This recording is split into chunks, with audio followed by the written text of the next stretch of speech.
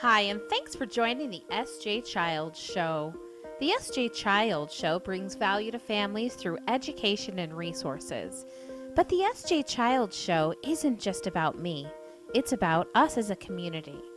Join me as we help educate and support our community, help bring kindness and love and inclusion to all. Thank you so much for taking the time to listen and watch. I really appreciate all the support from all of the viewers and listeners, and I just want to let you know I want you to join me on this journey. Come and follow my social media, and let's do this together. Enjoy the show.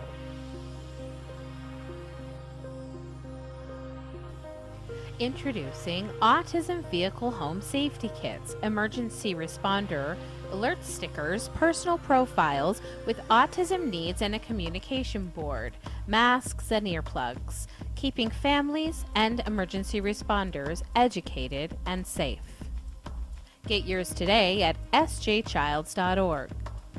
Helping autism families impact their child's developmental milestones through home relocation, community resources, and home designs. For every 3 homes Natalie Castro sells, she funds and designs a sensory room for a community center servicing individuals with autism. She volunteers to coach law enforcement, first responders, and ER nurses how to have a positive experience for individuals on the autism spectrum. Hi, and welcome to the SJ Child Show. I'm your host, SJ Childs, and I'm so happy today to have some brothers, siblings. We're going to talk about autism, we're going to talk about transitioning, and we're going to talk about a documentary that's going to be coming up. So really exciting stuff to listen and to our viewers today. So welcome the Sharif brothers. Thank you so much for being here. Thank you for having us. It feels so great. And when I got in contact with you, you asked me about having a sibling, and I thrived tirelessly to have something huge like this. And boy, this is going to be absolutely extraordinary. Yeah, it's a pleasure to have you here, David and Ben. And we're just going to jump right in and get to all of the good stuff. So tell us where it all started. Tell us about yourselves. I'll let you decide. Ben, you go. B and D. Okay. So David and I are born and raised in Los Angeles, California. I am the older sibling of the two. David is 4 years and 3/4 to the date younger than me. I'm August 28th. He's May 28th. And yeah, that's where it all started. And now both of us happen to live about half an hour from each other. And we're based in New York City. David is in Ridgewood, Queens. I'm in Brooklyn. Wow. Yeah. So quite a distance from LA, huh? Yeah. Culture shocks. No, I don't know. You're probably used to it being there with a lot of different people. Well, that's the thing. New York was a place that we would visit frequently growing up. My paternal grandparents and aunts, maternal grandparents and aunts live here and have lived here in Manhattan, I should say, for our entire lives. So we would visit at least once, twice a year growing up, and that certainly familiarized ourselves with the city, especially given that it's very different from Los Angeles.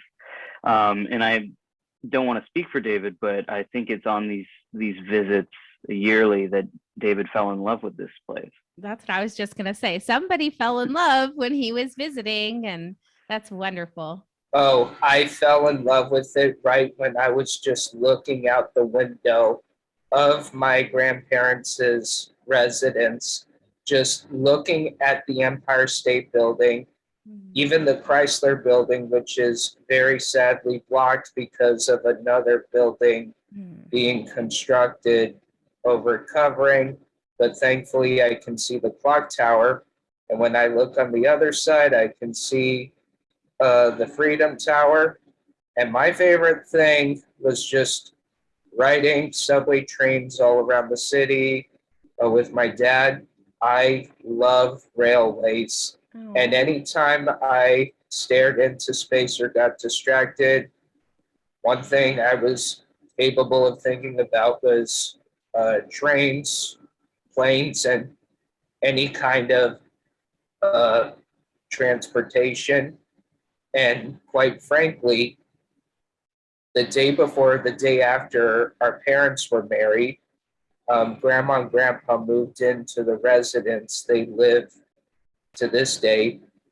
And sadly, it's only grandma right now because unbelievable, just next month will be 5 years without grandpa. I just can't even think about it right now. But this is something to absolutely dedicate to the man that we love so dearly, and it just goes beyond words when I just think about my ways of traveling, uh, such and such.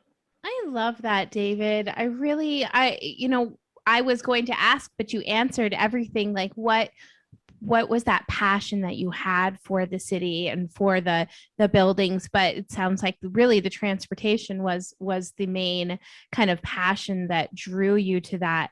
And I think that that's so fascinating. It's such a great experience and many wonderful opportunities that you've received that so many of my children have never been on a New York City subway or train or anything. So many different experiences that you've been so lucky to have been given, huh?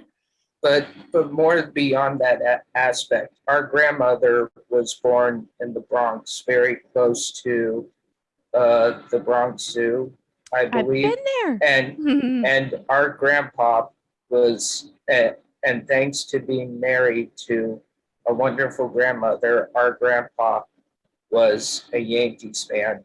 And but on the brighter side of things, grandpa made New York City a home for me, and I made New York City a home for myself, and it still is to this moment. And if I can't live in the city, I would just try and live somewhere in New Jersey where I can just see the whole kind of Manhattan from my sights. Oh, I love that. That's fantastic. Let's kind of journey back into childhood. And when you were growing up, 4 years is a pretty good 4 years and 3/4 to the date is a pretty good estimate. And that's funny too, because my kids are 21 months apart. And so the same thing, there one's on the 7th, the one's on the 28th as well of December. And so yeah, they're just 21 months. So just barely almost 2 years. It's funny how that works, isn't it? But when you were growing up and you were going to school, talk to us about kind of the support that you got from your school and from your family, those types of things, David. That we can happily do, but I think I forgot to introduce myself. Oh, you should definitely do that. Okay, so I am David Sharif, was diagnosed with autism at the age of 4, now a Magna cum laude graduate of Pace University with a degree in political science and peace and justice studies, motivational speaker, community moderator, and neurodiverse mentor, serving the world of autism. Great introduction, like spectacular. All right, can we repeat the question again? Absolutely. So when you were growing up in Los Angeles, maybe middle school, junior high type period, tell us about the support that you received from your family and maybe even from school. Was it positive experiences or did you find more troubling times then? Can it also be briefly out of school? Or 100%. Yeah, we were going to get to that next too. So whatever you'd like. Well, I'll just do one at a time. Okay. To start it off, I fulfilled my general education at the Health Group, a large nonprofit based in the LA area that serves multiple disciplinary schools around Los Angeles, serving students with autism, learning differences. There are about 8 to 10 of those schools, and every school has their own curriculum. I attended Village Glen West in Culver City. Primary school was fun, sweet, enjoyable, and all the learning material was just absolutely amazing. But then when secondary education came, it got kind of serious and unbelievably not disappointing, but just hard to find answers to it. I believe that I had mentioned before when we met, when I started middle school, I was not being challenged the way I wanted, which means I was not on the diploma program, which is where I would be qualified to graduate high school and future my education at a higher level. After 7th grade, I got very serious about it. Well, during 7th grade, I wasn't opposed to it because I had bar mitzvah preparation. But back on topic, when I started 8th grade, I was back in that program again. But then towards the end of 2010 or before winter vacation, I climbed out of it and transitioned to the diploma track, where I was challenged better. I took my courses, I got good grades, and then high school came, academically challenging, but nonetheless a great experience with wonderful teachers and mentors. Throughout my education at the Health Group, I had a speech pathologist and a marriage and behavioral therapist I could meet with weekly, one time individually, and then in group. And then in the classroom, there was at least one teacher assistant. Well, actually, every classroom was required to have one teacher assistant. But then in high school, outside of academics, it started to get very serious, and I was so amped.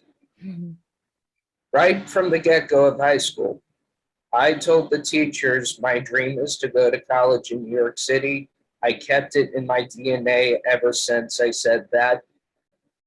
And then things started to fall down, and I kind of expected that. It was started with a group of twin brothers and some other students 2 or 3 years older than me, just thinking that I'm in over my head. I'm out of my mind. I'm crazy. It's like they say, I don't even know what I'm talking about. And nobody from the school that I went to has ever gone to college out of state, nor to a university out of state. And I'm like, I don't even care what that means. But then blazing your own trail, aren't you? And actually that's exactly what I was awarded with at senior year of high school. But going back, the biggest upset was getting berated about my post-high school plans, my adventures out of school, not just my normal family. Before the summer before high school, I found a second family, and that was my camp family. To have an extra family who is there for you out of the supports on the normal one just goes unmatched. And every time I wanted to share something that inspired me, I constantly got interrupted. If I wanted to share an experience that I went through, people continued to interrupt me. It was for some undefined reason. And quite frankly, as time went on, I found out that I was around students who were not able to have the same kind of experiences that I've had. I acknowledge it, and I am aware of those things.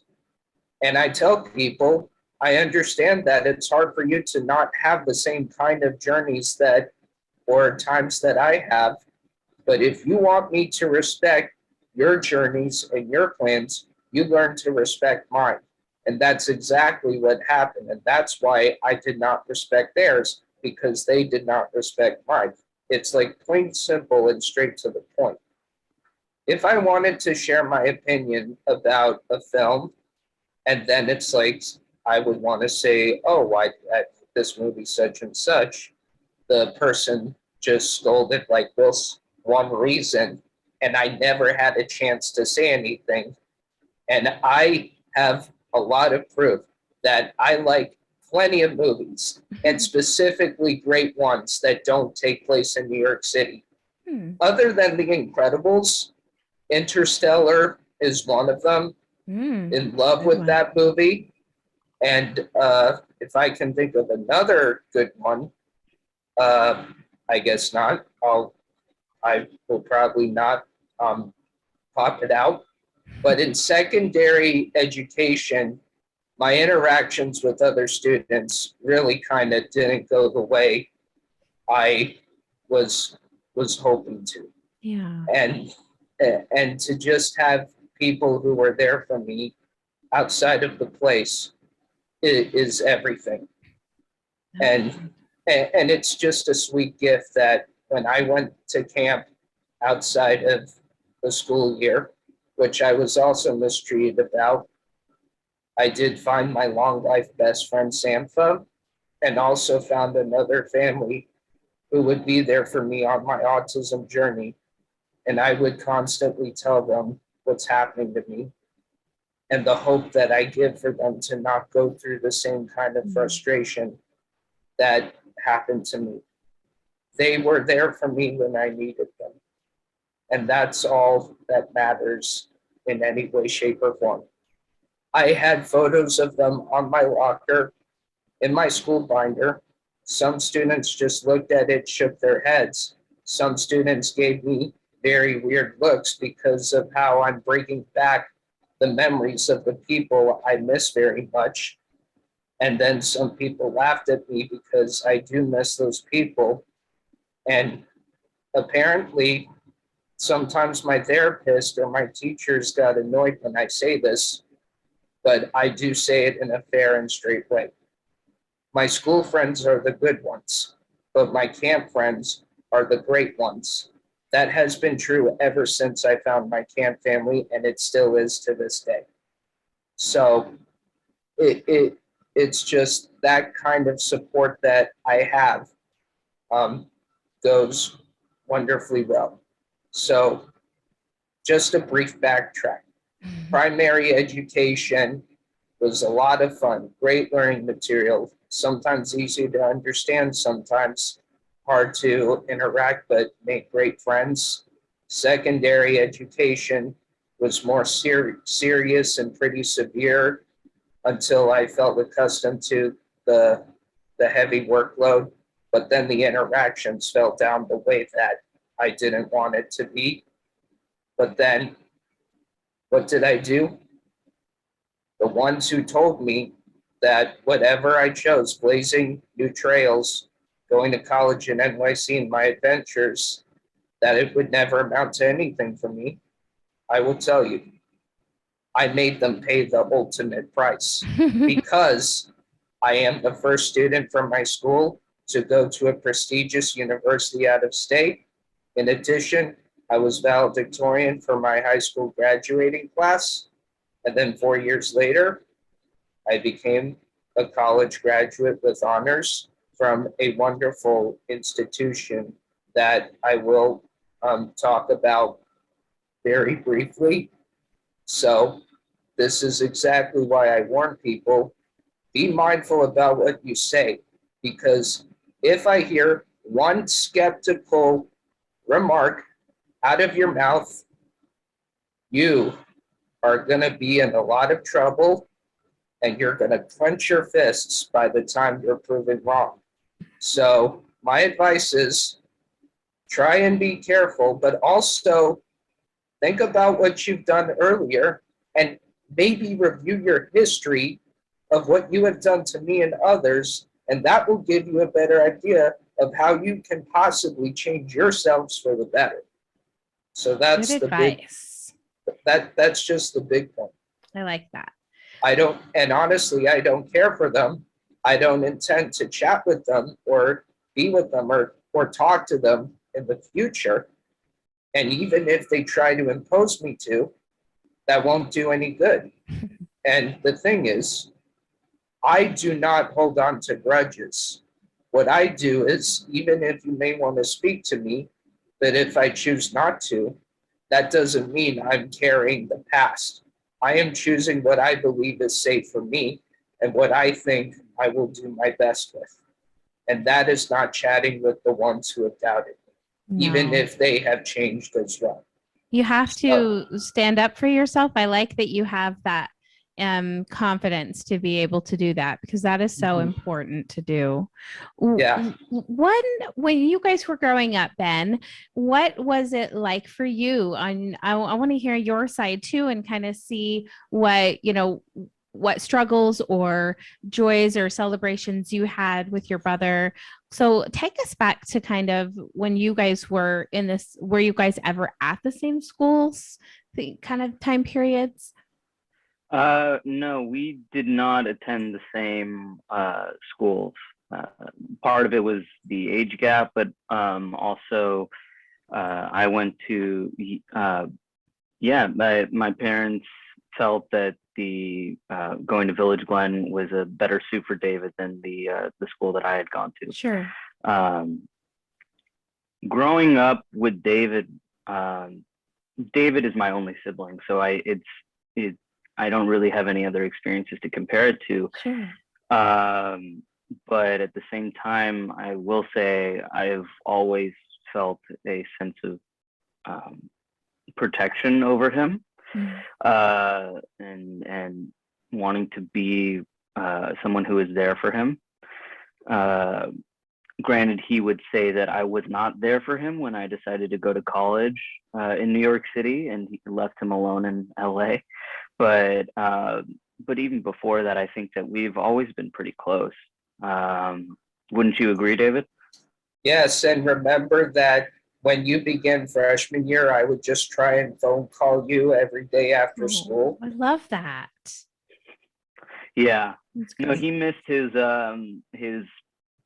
buddy to talk to and person to hang out with, and the safety net from our parents, who bicker, well, as most parents do, I should say. They're I have to tell you something funny about that, because you said that the other day when we were talking about him being excited to move out of the house because your parents were bickering, and I was in the other room. My husband and I were laughing because we're laughers. That's all. We're just laughing all the time. We just make each other laugh all the time. And so I went out and asked my daughter, when you what are you going to say when you grow up? Are you going to say, do you think we bicker a lot? Do you think we laugh a lot? And she was like, oh my gosh, you guys never fight. I've never heard you fight. Like, you guys are always laughing. And so I just thought that was such an interesting, I had to ask, and I had to use that example and compare. So that's interesting. I love your mom. Funny. She was great. Yeah, I know. Oh yeah, laughter is incredible. I think growing up in a household full of laughter would, in my mind, would be amazing. Yeah, incredible. Would have been for me too. I completely agree. I'm setting a new precedence for my family now than for what I had as well. So agree. Exactly, and I think that's incredible. Why not? Right. When we know better, we can do better. Right. And that's not the bad. I think David and I are blessed with two of the most incredible parents. Very supportive. Extremely supportive, incredibly nurturing, who have, who are often united. Even though they may disagree on an approach to a certain thing, they're in general very united, particularly on the values with which they raised us. We're privileged, David and I, to have grown up in a family that loves to travel, and has had the resources to be able to travel. David and I have each been to over 40 countries. Wow. Yeah. Oh my God. It and a handful of states. So we're very fortunate in that we love that. It's been a part of our life, and it's at times been a struggle. And I think David can speak to that, and how traveling as an autistic individual has shaped his experience and outlook on life. But it's certainly been wonderful, and a form of education that I think is unparalleled, really, to experience life and see life in other cultures and how other people live it. I think it's so important, and so I feel really grateful to have grown up with that. And I think traveling together has also brought David and I closer, as well. That's great. Yeah. I love that. David, do you have anything to add? Oh yeah. I've been traveling since I was 2 months old. Oh my It is the gift of my life. There is no other kind of life that I'd rather live than being a world traveler and giving talks about autism all over the world. What's your favorite country? I didn't mean to cut you off. I'm so sorry. Yeah. I'm just excited. Yeah. But what's your favorite country you've ever been to? Well, I will answer that question, even with a bit of jaunting. Before I get into my favorite country, what has traveling taught me? And I have been through many of them. It has been flight delays, language barriers, communication differences, and other things that generally don't happen in our country. And even cultural practices, which can be new and a bit nerve-wracking and misunderstood when you learn for the first time. A lot of adapting, it sounds like you had to do. Yeah. A great deal of adaptation. And travel requires a lot of flexibility. It can be stressful, it can be fun, but the big thing that is needed for travel is flexibility, patience, survival, and understanding that things happen unexpectedly with or without a reason. To answer your question, of all the places I've been to, it would have to be Barcelona, Spain. Ooh. The reason is I took Spanish 3 years in high school. And thanks to my high school Spanish teacher, she wrote an amazing letter of rec, and she traveled around Spain before senior year. And she kind of gave me the idea to continue taking Spanish in college. And I did Spanish my entire sophomore year. And then that led me to, doing a semester abroad in Barcelona, wow, which is a once in a lifetime opportunity. Really, and boy, my family was beyond jealous, and I couldn't stop laughing at that. That's funny. And when my parents helped me move in, they were like, my dad was saying, "Oh, I'm very jealous. This apartment is too gorgeous." And sometime later, I will go on and on about other kinds of supports that I received in higher education. But I'm so proud of you, by the way. Just proud of you. But to focus on travel, it's like I found travel abroad programs that offer day trips, excursions, maybe within the country or out of the country. And I took advantage of those opportunities because every kind of travel experience you have is meant to be a once in a lifetime opportunity that you cannot waste. Yeah. And it connects to the phrase like this: you have to step out of your comfort zone. And if you need a break, you can be in your comfort zone for a bit, or maybe just sit down in a public space or two. But this is what you do. If you fill it, you earn it. If you waste it, you lose it. And the point is, you don't want to be sitting around your accommodation all day, because then you will lose all the good things that you could be doing. And if you're just going to go walk around like me, you want to do a bit of jaunting. And even if you're there for business, you want to try and see if you can put in some jaunting time, because you never know when you'll go back to those places again. Yeah.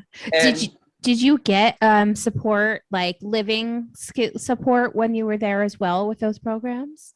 oh, absolutely. With every program, I had a little orientation where I learned about the culture, the currency, the commuting, other factors of how to uh, live my best within the country of my choice. But outside of the normal living, the one thing I was most serious about was my academics, because I was fulfilling my credits, which would be sent to the institution. And even if it was a pass or a fail to the university I went to, I still had to pass my courses successfully. And with the hope to continue my education, I set my mind to getting good grades, and I did. And in Spain, my parents and I traveled around Madrid for 3 days, and then did a lot of touring in Barcelona. And then after I moved into the apartment, we met with the directors of the program in the office. We discussed my learning capabilities, met with my tutor, and the tutor that I had was that I had in all of my programs, well, except in one program, the resident assistant, or one of the leaders, was my mentor. Oh, that's great. The assistants, and actually what I call my abroad coach, my coaches are familiar with the education systems in the country.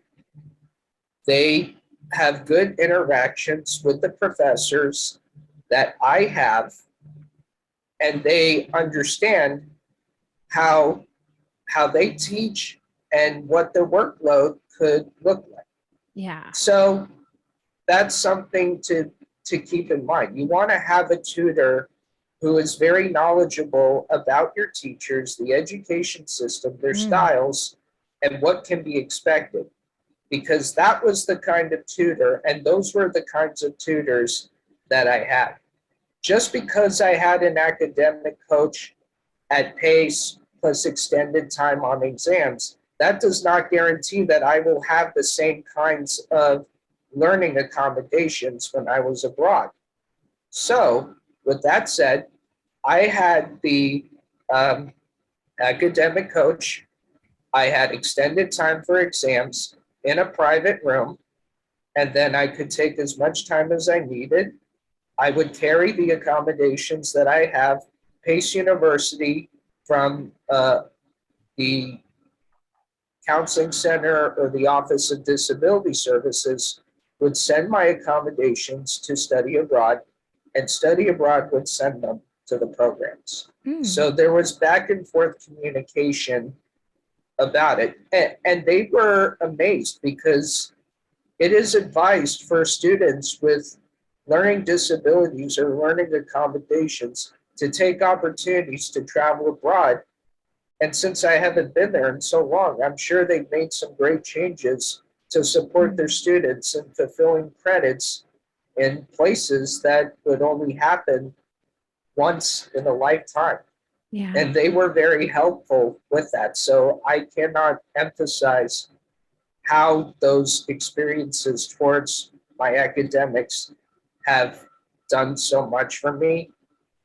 And because of how I've improved my time management skills and getting around the city, nothing was to worry, but I still touch base with my parents and the staff about my progress, what's going on. and whatnot, and I communicated directly with everybody I was around. This is something that is a big misconception, and there are times when I get very annoyed about it, but I have to learn to understand why it happens. Flexibility, right? Well, yeah, but flexibility, communication. Yes. If you want an autistic individual to understand how you feel, using polite gestures will not get it done. And if you are not comfortable with direct communication, then interacting with an autistic person will likely not go well, because they learn their best when you're communicating with them directly and clearly to the point. Yes. Even if it may not be their intention to constantly ask questions, they do it because they want to better understand what you mean. And I agree with that. And that's just the point that I'm trying to make. If you want me to know how you feel, communicate directly with me, and I will do my best to make sure that I support your needs. That's just plain simple and straightforward. And one of my biggest struggles is I have been around cultural practices where direct communication doesn't generally happen. And I got fed up when I couldn't understand what was going on. Yeah. And those things happen for a reason. Yeah. Our parents were my greatest advocates for it. And eventually, to this day, I will have to start reading nonverbal cues that could mean the exact opposite. That's tricky, huh? That is definitely. Reading human beings is not an easy task for any of us. I agree. I cannot read between the lines. Yeah. Even if I am forced to do it a bit, there are times when I cannot. Yeah. No, and I think that it's very fair for you to communicate your needs and boundaries that you need to have be direct, clearly, communicated with. And I completely agree with that. I think that my children are better accessed when I do that as well. I can be clear and direct with them, especially our son, who is less communicative. And so with him, it's definitely he has to know the exact steps to take. You can't just say like, go make your bed, go take the trash out, go it's like, okay, go into the bathroom, pick the clothes up off the floor, then go take them down, and have to give him really structured lists of ways to help and do things. But yeah, so I think that that's really great advice to give to, because some people forget that not only children struggle with autism, silly stigma out in the world, that, a 9-year-old boy isn't the same as an adult that needs real communication out in the world and skill sets and things. So yeah, viewers and listeners, please be aware of that, and start to, of course, if you're on my show, you're already getting great education about autism and how to communicate with the world and be a more compassionate and kinder human being to everyone. So before we finish up in the next 15 or so minutes, let's talk about the documentary that you're working on, Ben, and tell us a little bit about what that involves, and we'll go into that. Sure. So the documentary that I'm currently developing is about the transition to adulthood for individuals on the autism spectrum. And it was inspired by David's journey, actually. I came up with the idea when David was in his final semester at Pace University and was getting ready to graduate. At this time, we had really, when I say we, I mean our family, had no idea what David was going to do next. Meanwhile, he had just completed, 3.5 or so years of what turned out to be a profoundly influential experience for him. Not only was David immersed in his favorite city in the world, he was succeeding academically. He studied abroad more times than anybody else I know. He studied abroad 5 times. He had been taking classes that inspired him in so many ways that were intellectually stimulating. He had built relationships not only with professors but with other students. He had a huge community of friends and a support network, and he was really thriving in this environment. He had a support system through Pace University called the Oasis program, which provided David with different coaches and counselors, and to help him balance his academic load. And they had a job and internship supervisor who helped support him in that arena as well. So yeah, go ahead, David. I just want to correct you a bit. It's a career / internship counselor. Awesome, thank you. And so David was in this incredibly nurturing environment, and that was all really about to end in a few months. So I thought essentially, and I was in between projects, trying to, about to leave a job that I wasn't feeling fulfilled by. And I thought this is a really important time in David's life, really just like on the precipice of adulthood. And it's worth filming. It's worth capturing the transition and all that happens next. And then I started asking more questions. What happens to autistic people when they get older? And then the more I began to research, the more I realized that David's experience alone didn't adequately reflect that of many autistic people. Not every autistic person is going to go to college in a city that's outside of their home state, is going to travel abroad as much as David has. And that's completely fine. But what is it like for somebody who is of another race or has another gender identity, who's from a different socioeconomic background, or, from a place of residence with less resources? And so the more I started digging into this, the more I realized that, the outcomes for autistic adults are really disparaging. Yeah.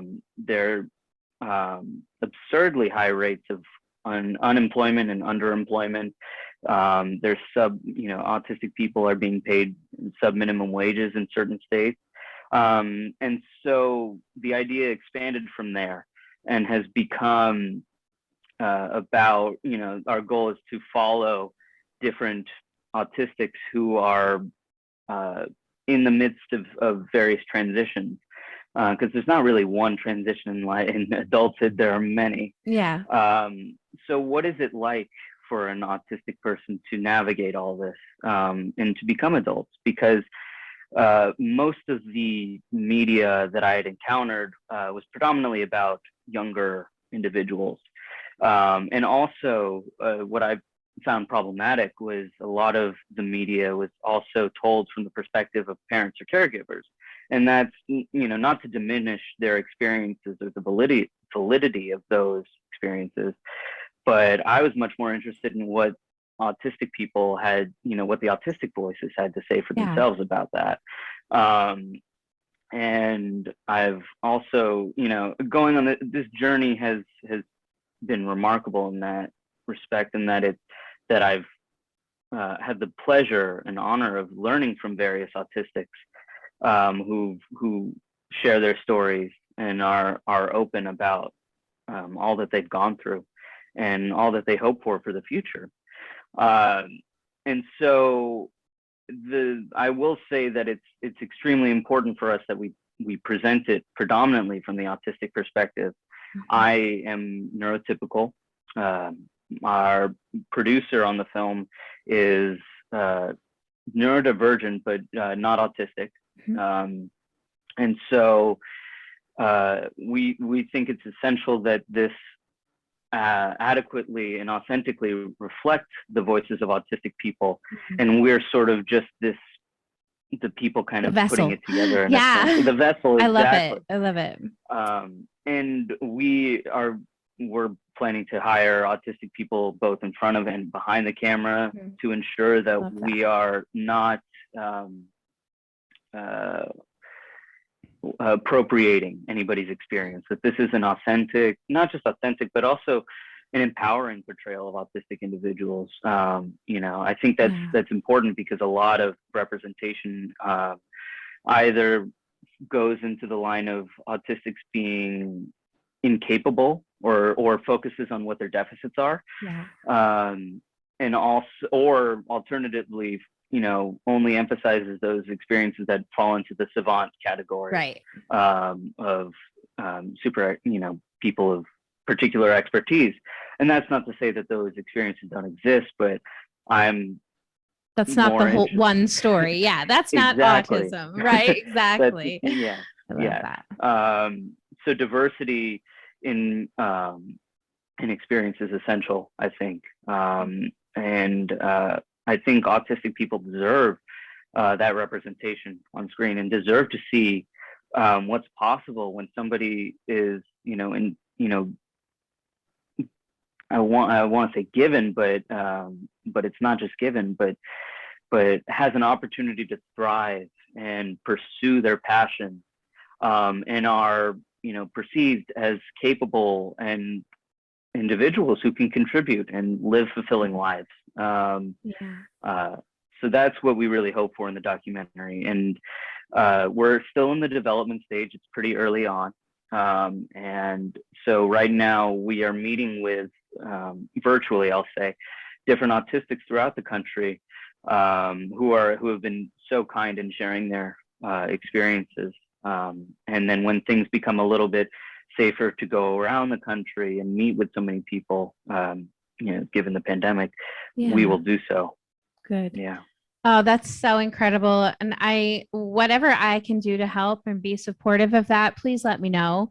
I would love to just know that you guys have my support, and, whether it is coming back on and promoting it afterwards, or helping look for, I've talked to so many amazing people. If there's anyone you're interested in me, connecting with you, please let me know. And I'd love to do that. So it's been such an honor and a pleasure to have you guys both on today. And what a wonderful experience for our viewers and listeners to understand the amazing dynamic that happens between siblings. I see it every day, even though now we do know that both of our children are on the spectrum. They are definitely two unique, different individuals, with one little sister being the big sister of her big brother.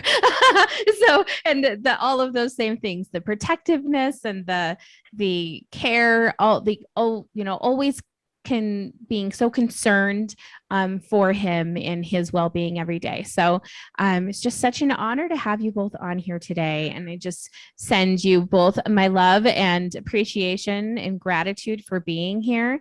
David, is there anything you have working on or anything that you want to share with us?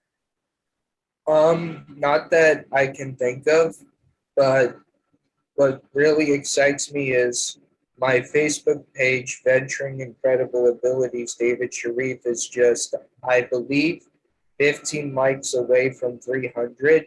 Ooh, we'll get there. And it certainly is my goal to at least get to 300 before the end of the year. And there's definitely other content related to autism that I would like to share based on the groups that my platform is in.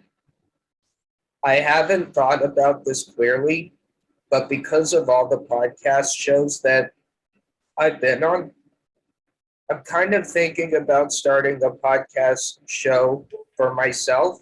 Yay! Which it's completely free. There is no fee. I just have to think of a name. Unfortunately, I kind of don't have a microphone like what other podcast interviewers have. And hopefully I can accomplish that without a microphone, but it is going to take a lot of planning and thinking because of topics related to the subject of what I want to do. But again, I have thought about it. I haven't done anything yet, but I do think that it would be a good addition to the Yeah, platform. I love that. And then I would be giving autistic individuals an opportunity to share their stories. Yeah. And hopefully that would lead to more likes. And then hopefully if I interview educators and professionals, then who knows? Because Right?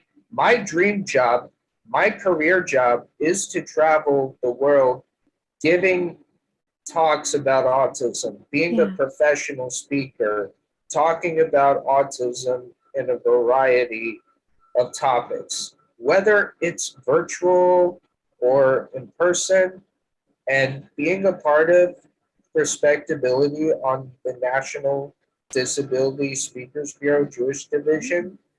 I do know that there will be opportunities for me to share my experiences, and I will be lucky to add those speaking engagements onto my page.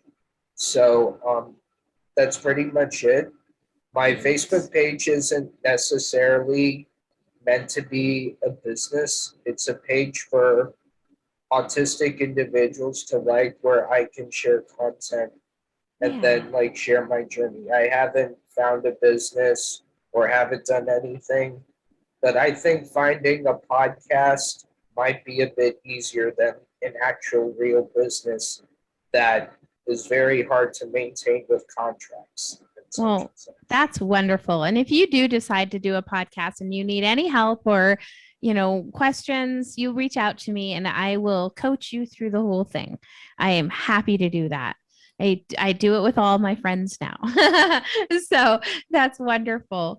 And, I will make sure to have all of the information up on the screen. So everybody, when you see this video as it's edited, all of David's page information for Facebook. So you can go and like and get him past that 300 mark to get his goals met. I know that all of our listeners will definitely be willing to do that. We're so happy to have you guys here today. Thank you so much, Ben. Thank you, David. Um, before we leave, Ben, is there any social media or anything that you have you'd like to share? Right now, well, my personal social media, I'll send to you, Sarah, and you can add. Perfect. However, and then we haven't launched social media yet for the documentary, but we do have a website. Great. And I can also share that. I'm happy to share my email as well. Again, I thank you for your support tremendously and for the support of your podcast listeners. I'm more than happy to talk with anybody who has experiences to share. I'm here to listen. And I've found that listening and learning from autistics has actually helped me have a better informed perspective about how I interact with David and other autistic people as well in my life. So I love that. But yeah, thank you so much. Thank you. It was such a pleasure to have you guys here. Thank you, David. Thank you, Ben. And we will definitely be in touch and talk to you guys soon.